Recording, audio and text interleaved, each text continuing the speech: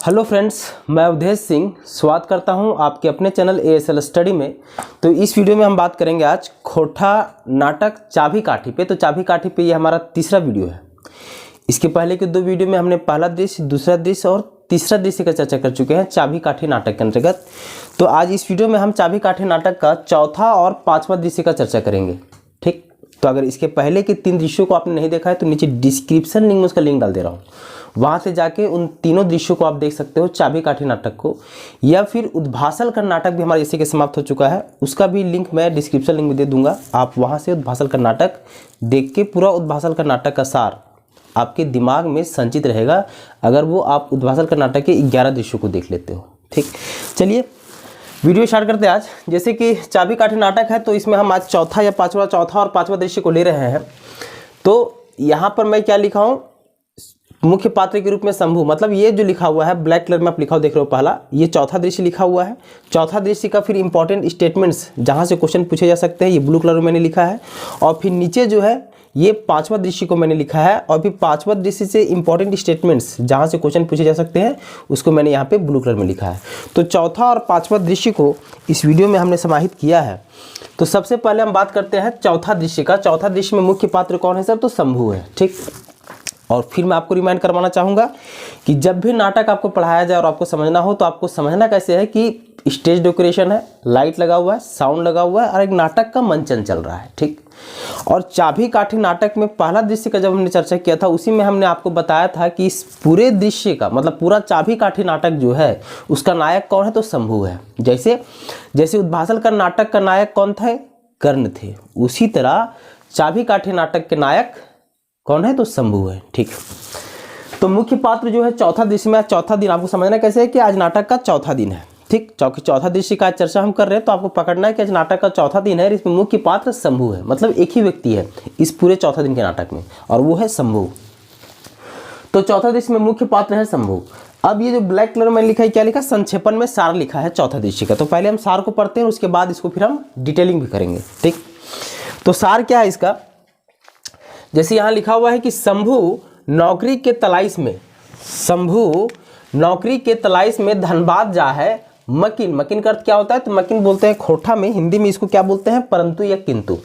तो क्या है कि शंभू नौकरी के तलाश में धनबाद जा है, मकिन ओकरा ऐसा कोई नजर न आवे जे ओकरा मदद करते, और बीचे में ओकरा खूब भूख भी लग जा है। और क्या बोल रहा है कि शंभू जो है ये नौकरी के तलाश में धनबाद जाता है, लेकिन उसको वैसा कोई भी व्यक्ति नजर नहीं आता है जो उसका मदद करेगा या जो उसका मदद कर सकता हो। ठीक, आगे लिखा हुआ है कि बीचे में ओकरा खूब भूख भी लग जा है। और क्या होता है कि नौकरी खोजने के क्रम में उसको बीच में ही खूब भूख भी, मतलब बहुत ज़्यादा भूख भी लग जाती है।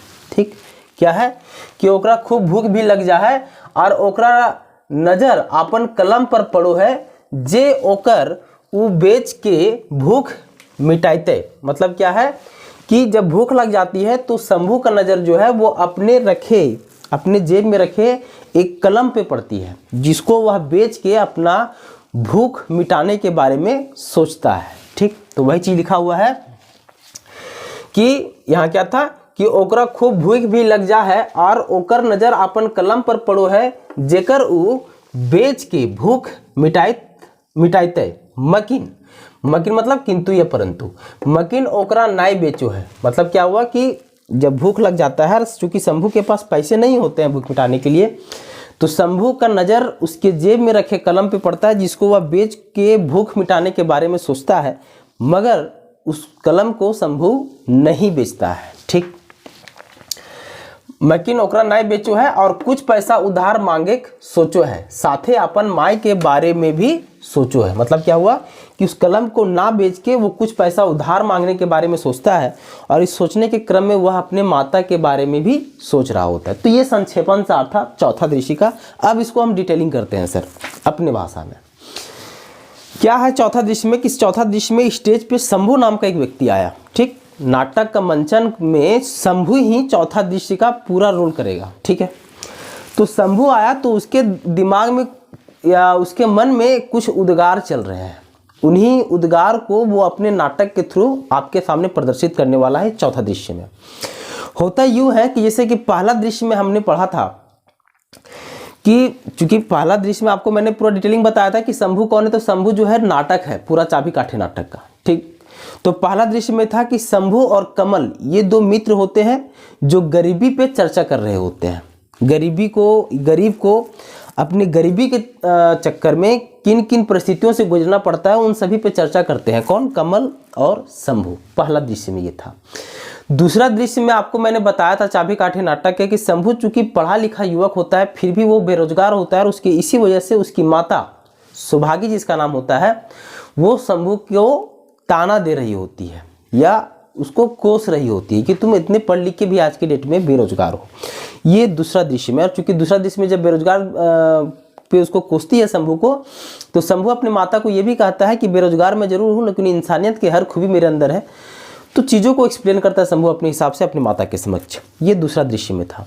तीसरा दृश्य में नाती और बाबा का उल्लेख किया गया था, जिसमें बाबा नाती ग्रामीण एक युवक होता है, बाबा एक बुजुर्ग व्यक्ति होते हैं गांव के।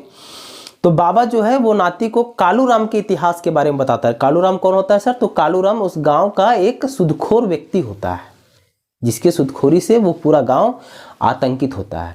तो सुदखोर व्यक्ति होता है कालूराम। उसके इतिहास क्या है उस कालूराम के बारे में उसको परिचय देता है, किसको? नाती को, कालूराम।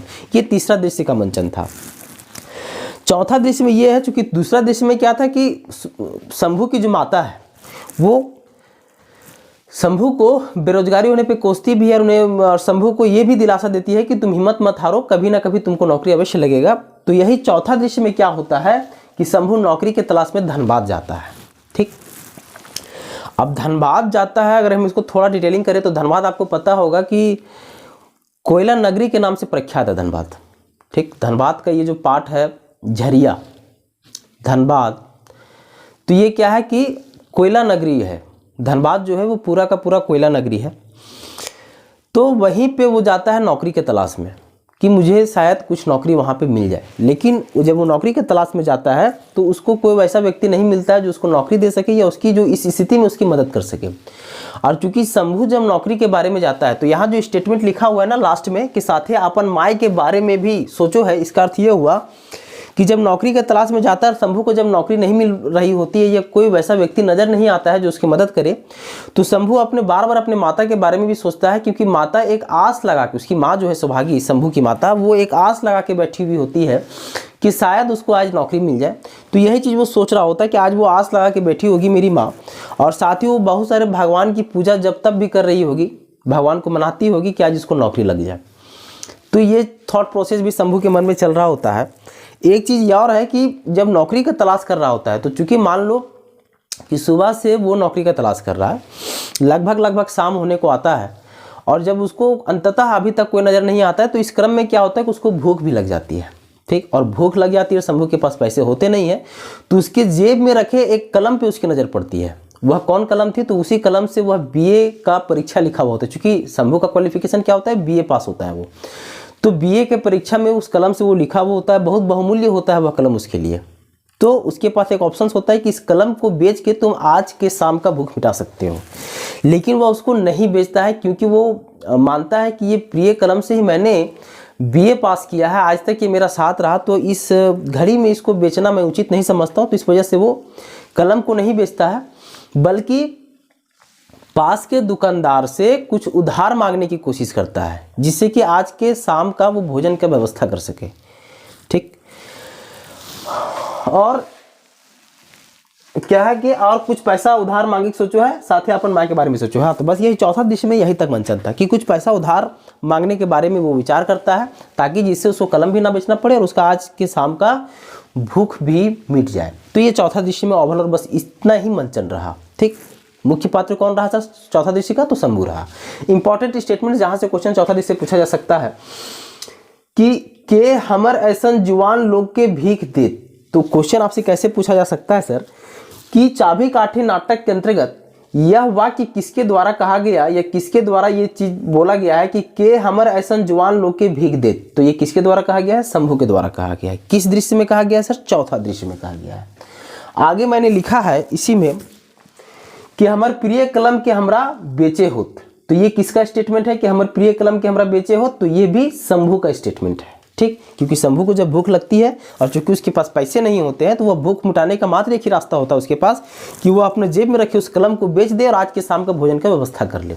तो इसी थॉट प्रोसेस में शंभू का क्या थॉट निकलता है कि हमर प्रिय कलम के हमरा बेचे हो। तो आपके पास क्वेश्चन हिसाब से डायरेक्टली पूछे जा सकते हैं कि के हमर ऐसा जवान लोग के भीख देत हमर प्रिय कलम के हमरा बेचे हो। तो ये किसके द्वारा कहा गया है? तो ये शंभू के द्वारा कहा गया है। ठीक, आई होप ये चौथा दृश्य में जो मंचन रहा शंभू के द्वारा ये आपको क्लियर हुआ होगा।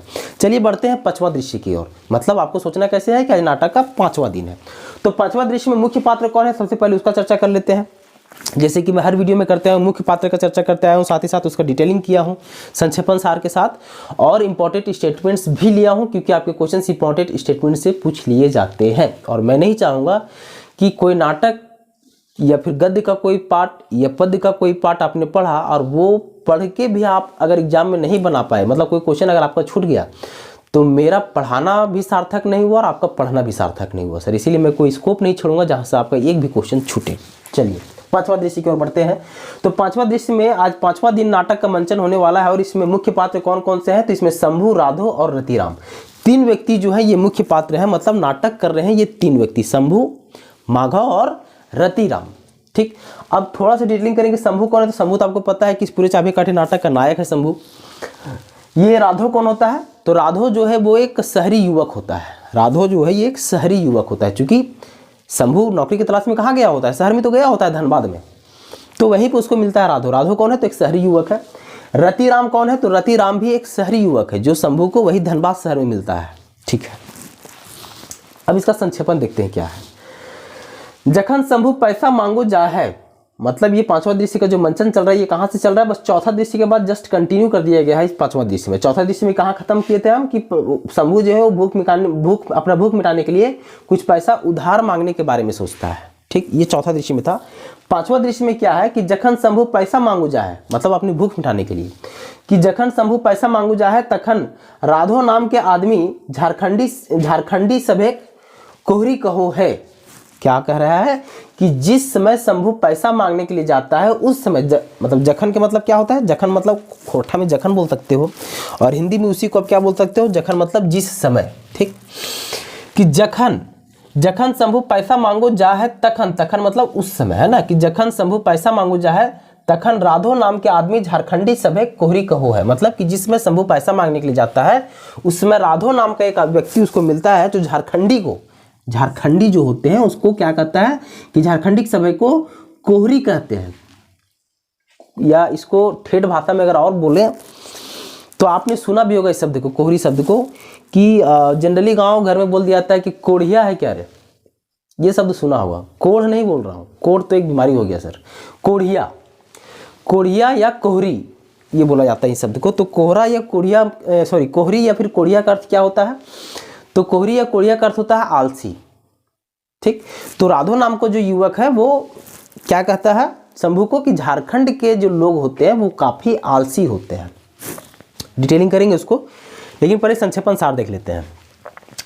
क्या है कि राधो नाम का आदमी झारखंडी सभे कोहरी कहो है। इतने में रतिराम शंभू से मिलो है और ओकरा आपने हिया पढ़ावे के बात करके 200 रुपये देवो हथी और शंभू खातिर रहे के भी व्यवस्था कर दे हथी। मतलब क्या हुआ कि जब राधो नाम का व्यक्ति शंभू को कोहरी कहता है, मतलब आलसी कहता है या झारखंडी लोगों को आलसी कहता है, उसी समय शंभू से रतिराम नाम का एक युवक मिलता है। रतिराम भी कौन होता है? तो एक शहरी युवक होता है। रतिराम शंभू से मिलता है और शंभू से मिलने के बाद वो क्या करता है कि ओकरा अपन यहाँ पढ़ावे के बात करे, मतलब शंभू को क्या कहता है कि तुम मेरे यहाँ पढ़ाओ, और उसको 200 रुपया देता है। किसको? शंभू को 200 रुपया देता है और शंभू को वहाँ रहने का व्यवस्था भी कर देता है। कौन? रतिराम। ये संक्षेपण सार था 5वां दृश्य का। अब इसको डिटेलिंग करते हैं। डिटेलिंग क्या है कि जिस समय शंभू पैसा मांगने के लिए जाता है ना, उसमें राधो नाम का एक व्यक्ति होता है जो वहीं पे खड़ा होता है। और शंभू चूंकि एक युवा अवस्था में होता है, युवक होता है, वो इस तरह से पैसा जब उधार मांग रहा होता है उसको क्या एक भीख से तुलना किया जा सकता है।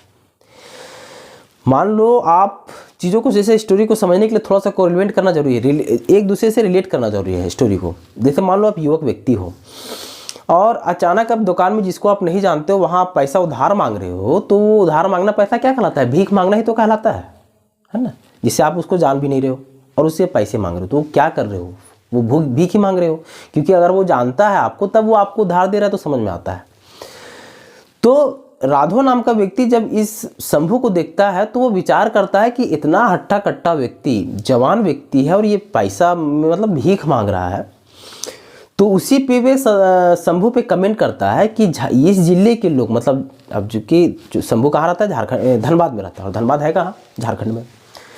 तो राघव नाम का व्यक्ति जो है ये शंभू को कमेंट करता है कि इस जिले के जो लोग हैं वो काफ़ी कोढ़िया होते हैं, काफ़ी कोहरी होते हैं, काफ़ी आलसी होते हैं, और आलसी होते हैं वो काम से पछताते हैं, काम करने से पछताते हैं।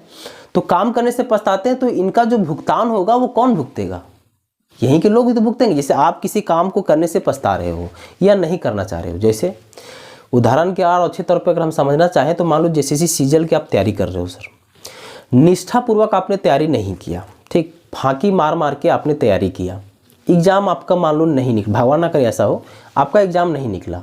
तो आपका एग्ज़ाम नहीं निकलना क्या साबित करता है, आपका एग्ज़ाम नहीं निकलना सिर्फ ये साबित नहीं ना करता है कि आपका किस्मत ख़राब था, आपका एग्ज़ाम नहीं निकलना ये भी तो साबित करता है ना कि आपने सही से कर्म नहीं किया, अपना सही से मेहनत नहीं किया आपने।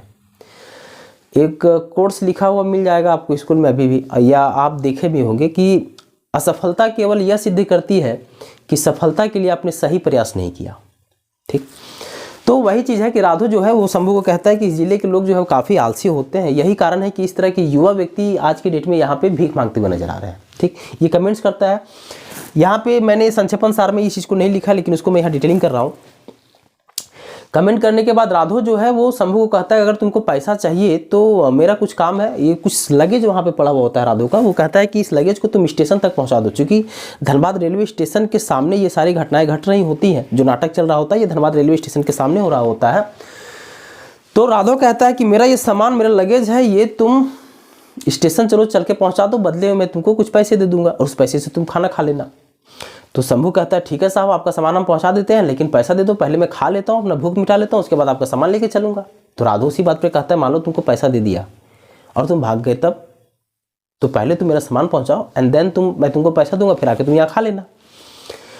तो उसी क्रम में जो बात विचार वहाँ वार्तालाप हो रहा होता है, इस वार्तालाप को रतिराम नाम का एक शहरी युवक सुन रहा होता है बगल में जो खड़ा होता है। तो रतिराम जो है वो बातचीत से उसको ये अनुभव हो जाता है कि शंभू जो है वो बेरोजगार भलो है, लेकिन एक पढ़ा लिखा व्यक्ति लगा उसको, रतिराम को। इसीलिए फिर रतिराम जो है वो शंभू से बात विचार में कहता है कि तुम पढ़े लिखे हुए व्यक्ति लगते हो दोस्त। तो शंभू कहता है कि जी हाँ, मैं बीए पास किया हुआ हूँ। तो रतिराम कहता है कि जब बीए पास किए हुए हो, पढ़े लिखे हुए हो, हट्टे कट्टे युवक व्यक्ति हो, छोड़ो इस गठरी को, मतलब उस सामान को छोड़ो, चलो मेरे साथ, मैं तुमको अपने स्कूल में यहाँ काम दूंगा। और बदले में रतिराम जो है वो उसको 200 रुपये भी देता है कि इसको तुम फिलहाल अपने घर भेज दो, क्योंकि तुम घर से नौकरी के तलाश में आए हो, घर वाले इंतजार कर रहे होंगे कि तुमको नौकरी मिला कि नहीं मिला, तो ये 200 रुपये तुम अपने घर भेज दो, तुम मेरे साथ चलो, तुम्हारा रहने का व्यवस्था भी मैं ही कर दूंगा। ये सारा स्टेटमेंट कौन कहता है सर? रतिराम कहता है। किसको? शंभू को। तो पांचवा दृश्य में बस यही तक नाटक का मंचन हुआ है। अब इंपॉर्टेंट स्टेटमेंट्स देखते हैं यहाँ से क्या है। इस जिले के आदमी बड़ी कोहरी हो है, तो क्वेश्चन आपके पास डायरेक्ट पूछा जा सकता है कि इस जिले के आदमी बड़ी कोहरी हो है, तो पांचवा दृश्य में ये स्टेटमेंट किसके द्वारा कहा गया है? तो ये राघव के द्वारा कहा गया है। ठीक।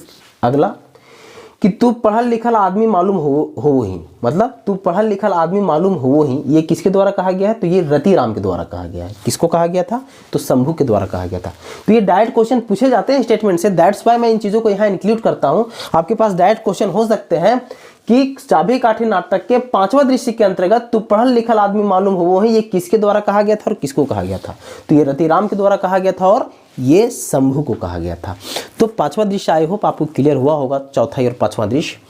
तो चूंकि चाबी काठी नाटक के अंतर्गत टोटल 20 दृश्यों का चर्चा किया गया है, जिसमें आज हमने पांचवा दृश्य तक देखा। ठीक, मिलते हैं अगला वीडियो में। अगर आपको वीडियो पसंद आया, अच्छा लगा, तो वीडियो को जितना हो सके अपने दोस्त यारों के साथ शेयर अवश्य करें सर। और पहली बार अगर आप चैनल पर विजिट कर रहे हैं तो चैनल को सब्सक्राइब कर लें, क्योंकि जेसीसी सीजीएल के अंतर्गत आपको मैथ, रीजनिंग और खोटा का निःशुल्क क्लासेस आपको इस चैनल पर अवेलेबल करवाया जा रहा है। और चैनल को सब्सक्राइब करने के बाद नोटिफिकेशन को ऑल में रखें, ताकि जो भी वीडियो मैं डालूँ उसका नोटिफिकेशन आपके पास पहुँचे और ऑन टाइम आप सारा वीडियो देख सको घर बैठे। ठीक, चलो मिलते हैं अगला वीडियो में। Thank you so much, bye bye.